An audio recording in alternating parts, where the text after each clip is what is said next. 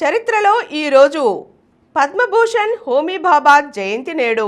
హోమీ భాభా ఒక భారతీయ అణు భౌతిక శాస్త్రవేత్త, వాస్తుశిల్పి, చిత్రకారుడు, కళాకారుడు, అణు కార్యక్రమ పితామహుడు, Tata institute of fundamental research వ్యవస్థాపక డైరెక్టర్, భారతదేశపు మొట్టమొదటి అణు పరిశోధన కేంద్రం స్థాపకులు ఈయన.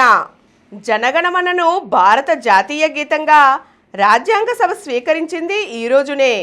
ఇది వాస్తవానికి రవీంద్రనాథ్ ఠాగూర్ చేర్ బెంగాలీలో భరోతో భాగ్యో విధాతాగా కూర్చబడింది. దీని హిందీ వెర్షన్ను తరువాత రాజ్యాంగ సభ 1950 జనవరి 24న జాతీయ గీతంగా స్వీకరించింది. ఐఎఫ్ఎస్లో చేరిన మొదటి మహిళ సిబి ముత్తమ్మ జయంతి. సిబి ముత్తమ్మ ఒక భారతీయ దౌత్యవేత్త, పౌర సేవకురాలు. ఇండియన్ సివిల్ సర్వీసెస్ పరీక్షలో ఉత్తీర్ణత సాధించి భారత విదేశాంగ సేవలో చేరిన మొదటి మహిళ. సామాన్య ప్రజానికం కోసం, వెనుకబడిన సామాజిక వర్గాల కోసం పోరాడిన భారతరత్న జననాయక్ కర్పూరి ఠాకూర్ గారి జయంతి నేడే.